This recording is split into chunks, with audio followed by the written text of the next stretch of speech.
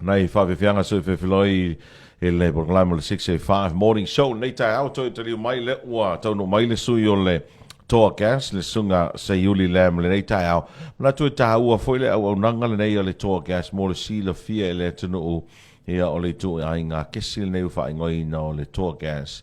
Ia o le kesi lava ia i te tonu o le tātou o tunu e alo ma whanau o lo pūlea lava he alo ma whanau o Samoa i te tonu o le tunu. Ia, ai whatalo watu se yuri nei tau ta Talanoaga ma lolo se fomanuia. Ia, langi mai lo fionga.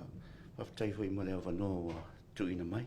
O lewo te le tue vai au, wa kupe wa le. Wa fo, wa siki sa vai, ia. Ma kula wa, mo fo mau sa vai. Ka ua leo li ila o le Republic of Samoa. Republic of Samoa. Ta wai.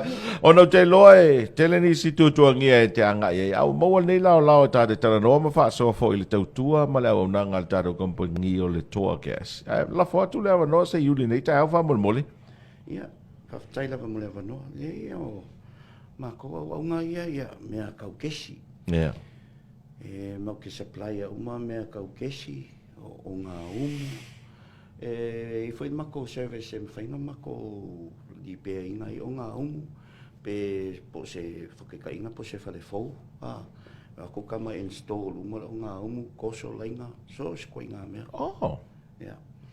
E whai maki si mako o ngā le runga le upenga kwhairangi o le Samoa market. Kama whai ngai kokongi mai o a inga i whawha. Okay. Ai piki lau a inga ingi.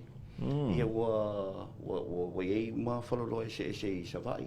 E ma whainga ma wele au ngā lea. Ia po whea le mea, po whale a lupo, a sau, a opo. Ia o whapiko a whalolo e mwhai angoa. Ko ere koe kau o mai ma mau sale le longa. Pe kau o mai fo ia pia e kau awako e lako kesi. Ia wa kofisia o ma whalolo ma. Vanga ia. Ia mwhai anga luako piki e ngā ia e. Pau al mea ia kuku ungal mea ke wako ma lau whangu pe kongi a ko whai whangu ia ke di whapiki ngā whawhaingo fia e mo ka ngaka. Okay. Tau noa se yuli il tūlanga fo i lea o le ai se ale mea la iana whiliwhili le tunu u le TOA GAS. O awa enga e le leimo ngā se senga ma vaenga ma sani e numere tasi le TOA GAS. Okay. O le mako kesi it's a special mix, 60-40 le mix, kau 60-40 e almost full pasenge ia le butane, fast full pasenge le propane. O le propane, o le kesi a asa, o le butane, ia, it's a slow burning gas, but mix whakasi la le lai mau el mako kesi lea, e mama, uminga wha o ngā, ia mai se fei foi lau se lengi. Toro no winga, e le a asa tele, e le a asatele ai tu vatas ia ku fakasi lo ia makwa a asa a asa but ele mu ele luli e muli le ulo ia se fe lo va venga vela lo me ai va ve fo in kapelkes wale a asa me nga wale nga kulkule nga Wa tasi vaenga ta ua i le tautua le tātou TOA GAS mo sila fia le tātou tunu o le kesi e o mia lava e o tātou tangata i nei Samoa. Ia, sa ole. Ngau ka kou ale kei ronga, ma kou alwhare kesi le e pūlea lava e ka kou. Ia, e le mwhainga whaisa o kara si whare kesi wa ke le mga o whale anga. Ia, ui o kei ronga o ka kou alwhare kesi le e unga e. E onil Samoa. E onil Samoa. Ma nei e tele. Ia ma o le wharekesi foi le nga mua establish o i Savai. E mako kange o Savai e mawhai au lau mawhainga ukua e Savai la ko whankesi. E le kau o mai wa e waku ia whankesi ngia pia me masangi ai. Charas ma mea ngā ia a kaula le chara e kai kasin masing. A umala le kesi ngā masinga ia ngā ngofunga fua. E le se ronga o le si masinga whakai den koe waku ia kesi. But kei mingi ia wa so uma savai TOA GAS ke lo foi ngi foi o polo o whakalima lo o bakeries ia mo kua samsama lo savai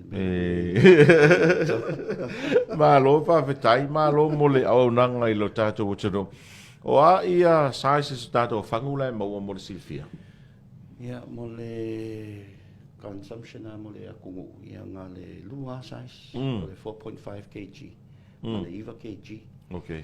O isi size la po aku ia o mea ngai whaunga i whakalmalo pisingisi whare ainga kamanga e o kamanga ke le angkuri mai rau li inga wa e uming whaunga e le mga on mea foi lele o le kule ka mai whangu ia koe sui me rea ala e ngai kam whai e kau kope mea ai ala kamalo po hangi me whapenga Ar 4.5 ma le 9 ma le 9 kg ia e au ngā i mo ainga i whale i wai mo ia o le 4.5 ia probably I'd say 2 weeks i le uminga whaunga ia le 9 kg probably 3 to 4 it depends ai lau whaunga e lo se ainga ko inga ne pe ko kolu pe ko wha ia e umia wai se whai se mea ai ia ainga ko ke le ia ke loa e fua pola la ko fa ma fa pe me ai kai me ai le uli me ai le va pe foi ya lo le ole si va nga ta o le wa e anga i mai nei ma tata no ma sa no ole ma wa tu le ai o na ngai o le o nga umu e ku se me fai o kong fa pi e me fai ma ko fa pi e me fai foi nga ma ko servicing a fa pe se ka inga e se kampangi nga e le ngi mako clients ala mga o mia so ngi mga service la ko nga mako service foi le e foi mako o nga le mo vai vela fa pi e vai vela mo fa kalmalo e po fa le ngi ai mo ke mingi o la e vai vela il kampangi ke mingi but I think early next year kwa ka u mai le mako container o ngam. Okay. O ngam. E no ngam mo terminate. Ai ia ngai o ngam mai le ole I think ole pauka le sa le tsasan fo. Sa o container ia. O ngam kes. O ngam kes. Mea ka kes. O ngam wila ia e makere support vai ngai wa me ka wikis. Yeah. Mea ka kes ia. Le ke le mako technicians la e Mane, o le tō ofisa au tu tōni nei upolu le i fia fo tonga fo fua. Ne koi kia whapsanga i male ang whaidea maalisi, au ka whala wala pap. O ngā whea sala whai e le tō ofisa? Ngā tonu lava i sale longa i opposite le makeki. Makeki fōle ingi? Makeki fōle i te mingi. Le mwhai ngai misia o kasi lo koara e kusi mai tō ke Mana ia tele vaenga le wae whaso foi masi da fia le tunu wae pe ona i vaenga i tuli e le tunu i au nanga tau kes o le awane i umane wa ululi le le muli le ulo foi le po le falai le tina vai ane le tai au ia po le tulanga fo le umina fa nga wa le si vaenga fa tinga ulu nga o le i vela me ai umar kes ia o kera wangaka ia ua o la ko complain nga e a loatu tiriva ia o le complain nga information e se le e fai o le koinga velo me ai koe papala i mau kango na fa kai to e ka koe waku voi le siva eso ke mai sol sao e manga fai la ka me ai koe ala ka luku le ulo e le fu Awal fulu si kau faham kan?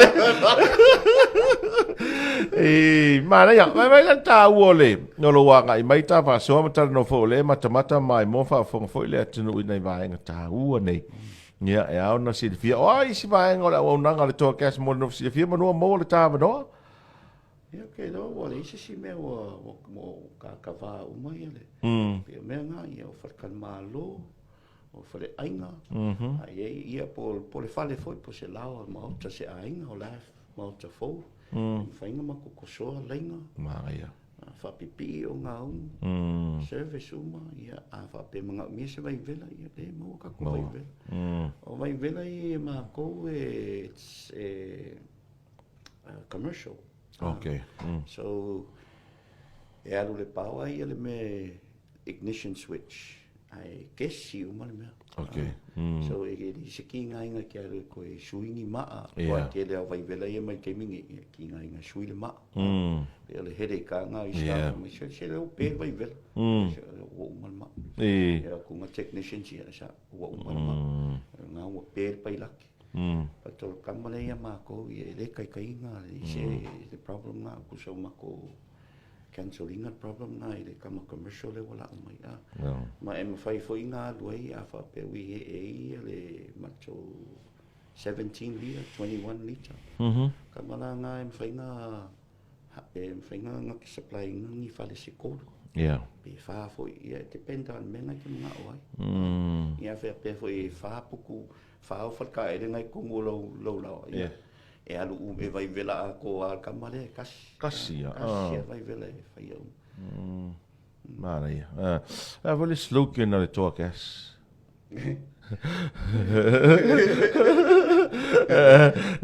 pisa ia le vai nga foi a sua ma ia le lore se senga know the difference ele fai langa ino inga se senga pe ale fa tai le la wen pele o fam kala na ko inga le fa meshore o kale la vare ko ia kango la e fa kai kamale sa o ko inga me so sa wa o fa ia lo se know the difference a love tai tele se yuli mole avano nei ta o mo ni se avano e fa so ai pe mole ma fo i mal fa fo mai o tanto tsuno ia wa le foi la ko aru sa voi kule va wal chara vo yo kesi ka ma onga le so vai